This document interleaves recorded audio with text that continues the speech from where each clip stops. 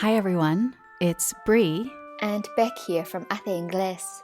We're both here today to introduce the last episode of Season 1 of Into the Story. The team is taking a short break over Christmas, but Season 2 of Into the Story will return in the new year. In Season 2, we'll bring you more exciting travel adventures and also unique stories from everyday life. Historias para mejorar tu inglés de forma natural y conocer a gente de todo el mundo.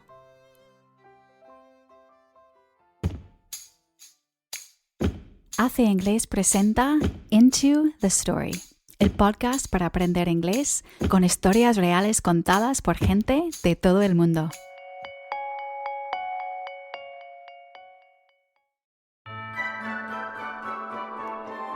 Christmas time for me growing up in Australia represented barbecues with family in the backyard, or lazy afternoons at the beach playing cricket with my cousins. For our episode today, a very special Christmas edition of Into the Story, I spoke to Bree's mum, Shauna. For her and her family on the other side of the world in Canada, the holidays usually felt much colder and looked a lot different. It would become this winter wonderland, and we would plan a sleigh ride, and we'd sing carols to our neighbors. In today's story, Shauna shares her favorite memories of a white Christmas in Canada and how her holiday experience has changed over the years as her children grew up and the family expanded. We'll hear about Shauna's first Christmas in Barcelona and the unexpected complications that came with trying to order a Christmas turkey from the local butcher and having people speaking in different languages around the dining table. Shauna's story reminds us that holiday traditions come in all shapes and sizes. We're calling today's episode Holidays Where the Heart Is.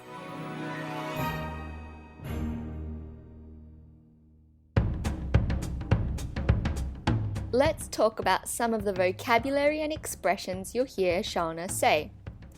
Firstly, a sleigh. A sleigh is a type of vehicle used to travel through snow, un trineo en español. Traditionally, a sleigh was pulled by dogs, or in the case of Santa Claus's sleigh, by reindeers. Today, you'll hear Shauna talking about a sleigh that her children use to visit neighbors and sing Christmas carols, los villancicos de Navidad. Next, to get a kick out of something. To get a kick out of something is a phrasal verb that means to get excited about something or to enjoy something very much. For example, you could say, I get a kick out of spending Christmas with my family, or the children get a kick out of putting the star on top of the Christmas tree. To get a kick out of. To bundle up. To bundle up is a useful phrasal verb for wintertime. It's a phrasal verb that we use to mean dress warmly, abrigarse. We'll hear Shauna talk about needing to bundle up before going outside in Canada. Bundle up. To be a whole different ballgame. If you hear someone describe something as a whole different ballgame, they mean to say that a situation or thing is completely different to what it was before. For Shauna, trying to cook a freshly caught turkey in Barcelona for the first time was a whole different ballgame to what she was used to doing in Canada. And finally, to tear up. To tear up is a phrasal verb used to describe the moment that you are about to cry and you have tears appearing in your eyes. You might hear people say that they teared up during a sad movie or that they teared up while listening to their favorite song. Be careful there with the pronunciation difference between tear up, que significa lagrimear, and tear up, que significa destruir o romper algo en mil pedazos, Both these verbs are pronounced in different ways but are spelt in the exact same way. So, T-E-A-R, tear up. Si quieres aprovechar al máximo este episodio, visita aceingles.com/podcast para bajar la transcripción, vocabulario clave y ejercicios. Okay guys, let's get into the story.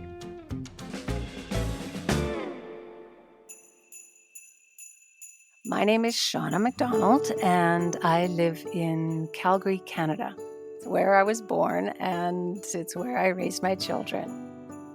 We lived on an acreage, and so we had 4 acres of land. We could see the mountains in the background. It would become this winter wonderland, and every Christmas we would plan a sleigh ride.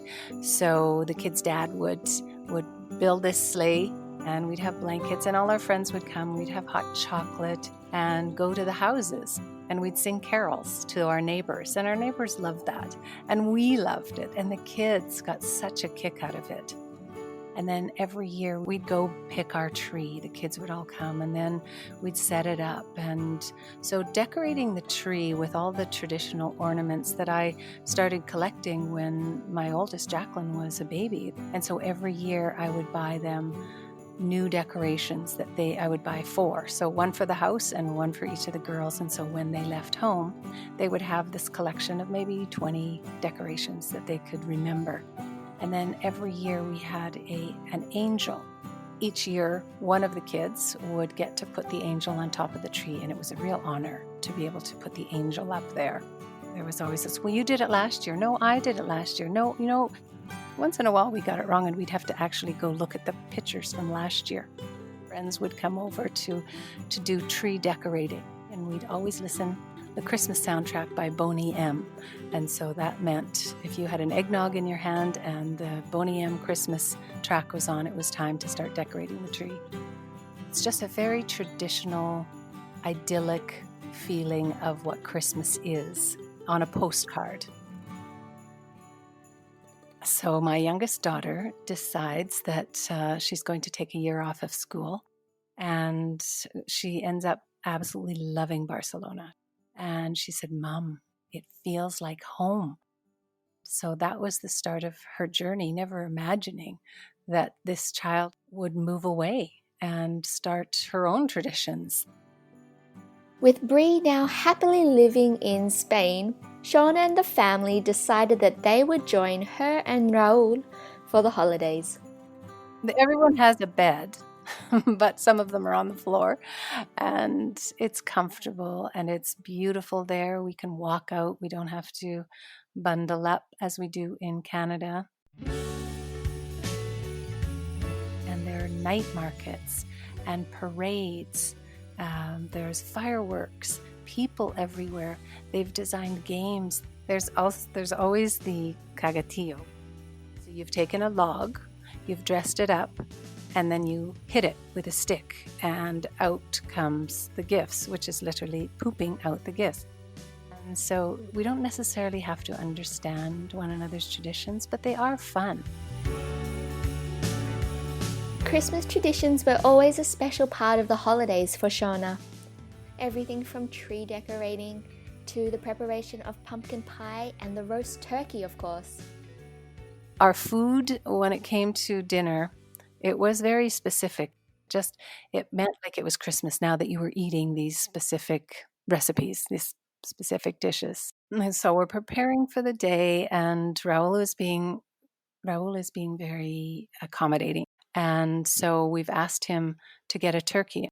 So he went out, and they have a butcher in town, and he got a turkey. He ordered it. And so the day before I asked him, so what size is the turkey? I needed to know so that we could have the right container to cook it in.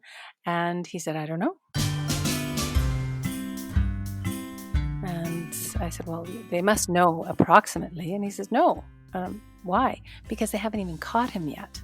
The poor little guy's still running around thinking his life is going to be okay. And so then he goes, they've butchered the turkey, and he goes to get it. Whereas in Canada, Our turkeys come in a ball. Their legs are tucked up, their wings are tucked up, and everything is in a neat little tidy ball.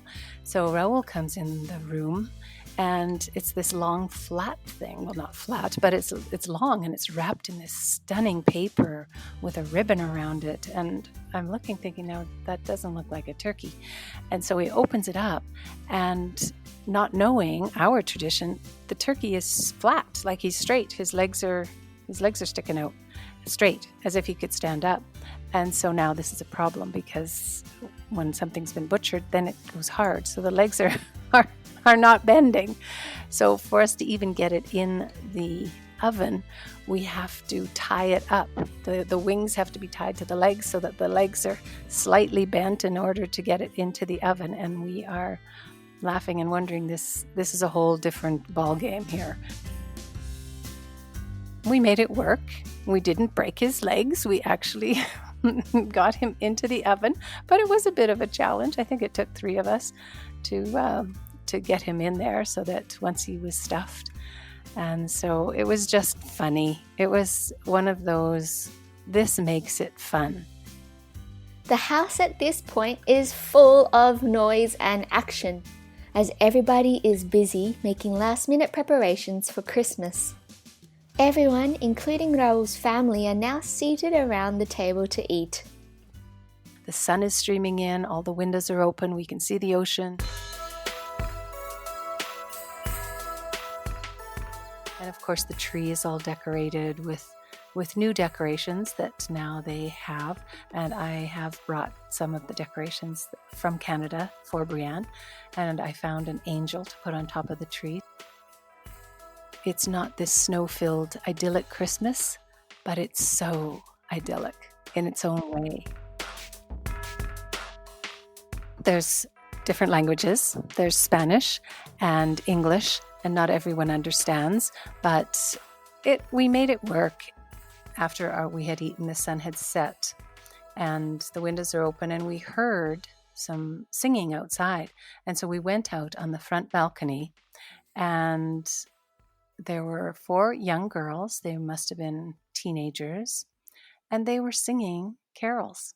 They could see that there were all these people in the house, and they were singing carols. They were singing in English. They had some carols that they sang in Spanish. And I know I teared up, because it felt like this full circle gift had come to us.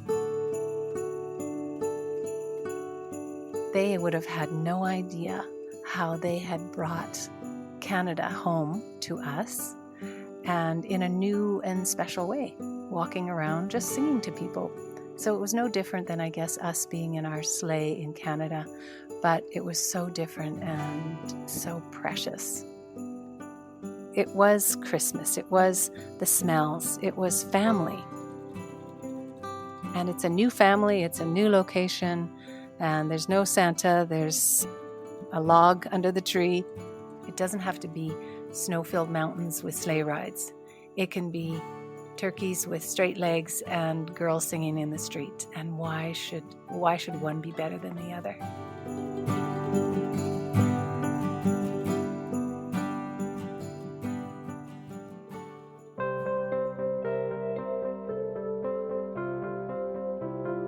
Since that Christmas in Barcelona, my mum has brought Catalan traditions home to Canada.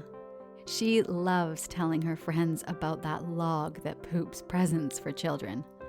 And for me, continuing with the traditions that my parents started makes Christmas feel like Christmas, especially when I can't be with them for the holidays.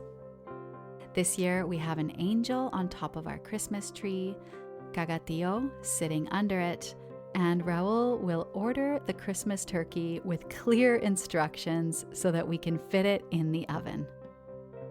Si aún no lo has hecho, suscríbete a Into This Story en Spotify, iTunes o tu plataforma preferida.